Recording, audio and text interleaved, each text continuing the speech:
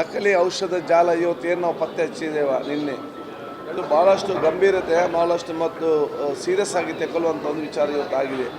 ಯಾಕೆಂದರೆ ಅಂತಾರಾಜ್ಯ ಮಟ್ಟದಲ್ಲಿ ಇವತ್ತು ತಯಾರಾಗ್ತಾಯಿದೆ. ಕರ್ನಾಟಕದಂಥ ಬಿಡದಲ್ಲಿ ಇವತ್ತು ಶೇಖರಣೆಗೊಂಡು ವಿತರಣೆ ಆಗ್ತಾಯಿದೆ. ಇದು ಬರೀ ನಮ್ಮ ರಾಜ್ಯದ ಬಿಡದಲ್ಲಿ ಮಾತ್ರ ಇದೆಯಾ ಅಥವಾ ಎಲ್ಲ ಜಿಲ್ಲೆಯಲ್ಲಿದೆಯಾ ಅಥವಾ ಇಲ್ಲಿಂದ ಎಲ್ಲಿಗೆಲ್ಲಿ ಇದು ಇವತ್ತು ಅವರು ಮಾರಾಟ ಆಗಿದೆ, ಎಲ್ಲೆಲ್ಲಿ ತಗೊಳ್ತಿದ್ದಾರೆ, ಅದು ಈ ಬೇರೆ ಬೇರೆ ರಾಜ್ಯದಲ್ಲಿ ಇವತ್ತು ಎಲ್ಲಿದೆ. ಅದಕ್ಕಾಗಿ ನಾನು ಈಗಾಗಲೇ ಕೇಂದ್ರದ ಆರೋಗ್ಯ ಸಚಿವರಿಗೆ ಕೂಡ ಪತ್ರ ಬರೆದಿದ್ದೇನೆ ಮತ್ತು ಸಂಬಂಧಪಟ್ಟ ರಾಜ್ಯದ ಮಂತ್ರಿಗಳು ಕೂಡ ಇವತ್ತು ಪತ್ರ ಬರೆದಿದ್ದೇನೆ. ಯಾಕೆ ಆ ಫ್ಯಾಕ್ಟ್ರಿಗಳ ಮೇಲೆ ಅವರು ಇವತ್ತು ಕ್ರಮ ತಗೊಳ್ಬೇಕು. ನಮ್ಮ ರಾಜ್ಯದ ಅಂತಾರಾಜ್ಯ ಮಟ್ಟದ ವಿಚಾರ ಆದ ಕಾರಣ, ಅಂತರ ಜಿಲ್ಲೆ ವಿಚಾರ ಆದ ಕಾರಣ ಮತ್ತು 5 ಕೋಟಿಗೂ ಹೆಚ್ಚಿದ್ದ ಕಾರಣ SIT ಮುಖಾಂತರ ತನಿಖೆ ನಡೆಸಬೇಕು. ಈಗ ನಮ್ಮ ರಾಮನಗರ SP ಮತ್ತು ಪೊಲೀಸರು ಪ್ರಾಮಾಣಿಕತೆಯಿಂದ ಆ ತನಿಖೆಯನ್ನು ಮಾಡ್ತಾ ಇದ್ದಾರೆ. ಆದರೆ ಬಹುಶಃ ಇದಕ್ಕೆ ಒಂದು ಕೇಂದ್ರೀಕರಣವಾಗಿರಬೇಕು, ಸಂಪೂರ್ಣ ವಿಚಾರ ಬರಬೇಕು ಅಂತ ಹೇಳಿಕೊಂಡೆ ಈಗ ವಿಶೇಷ ತಂಡ ರಚನೆ ಮಾಡಬೇಕು. ಉತ್ತಮ ಒಂದು ಅಧಿಕಾರಿ ಮುಖಾಂತರ ನಾನು ಕೇಳಿ ಚರ್ಚೆ ಮಾಡಿದ್ದೇವೆ.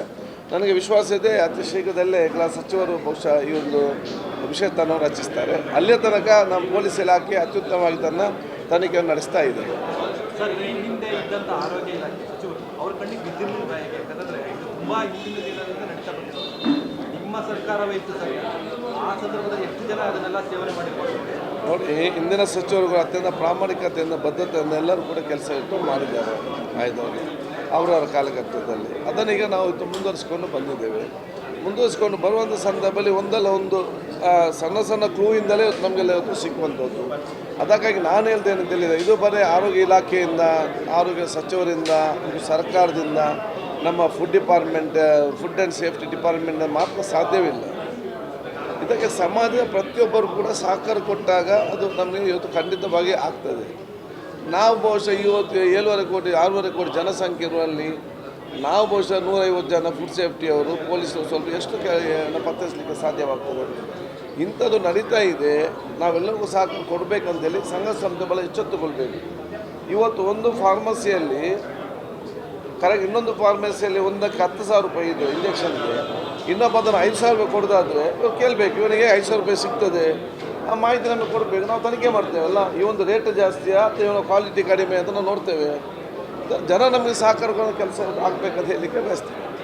ಎಷ್ಟು ವರ್ಷದಿಂದ ನಡೀತಾ ಇತ್ತು ಮತ್ತು ಈ ಥರ ನಕಲಿ ಔಷಧಿಗಳು ಎಲ್ಲಿ ಸರಬರಾಜು ಆಗಿದ್ದಾವೆ ಇದೆಲ್ಲ ಕೂಡ ತನಿಖೆ ಮುಖಾಂತರ ಬರುವಂಥ, ತನಿಖೆ ಆದ ನಂತರ ನಮಗೆ ಈ ವಿಚಾರ ಹೇಳಲಿಕ್ಕೆ ಸಾಧ್ಯವಾಗ್ತದೆ.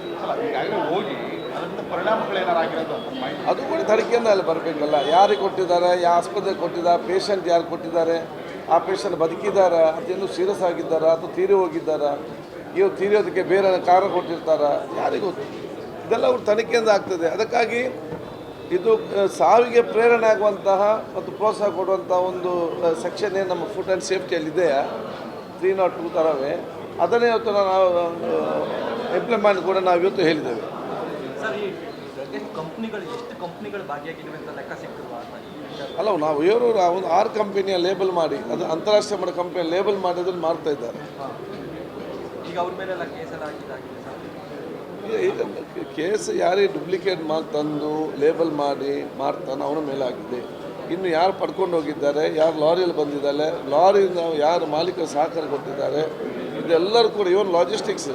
ನನ್ನ ಹತ್ರ ಅಲ್ಲಿ ಲಾರಿ ಇದ್ದರೆ ನಾನಲ್ಲಿ ಮತ್ತೆ ನನಗೆ ಗೊತ್ತಿಲ್ಲ ಇದು ಡೂಪ್ಲಿಕೇಟ್ ಅಂತೇಳಿ, ಅವರನ್ನು ಕೂಡ ನಾವು ಬಿಡಲಿಕ್ಕೆ ಹೋಗೋದಿಲ್ಲ ಇದನ್ನು.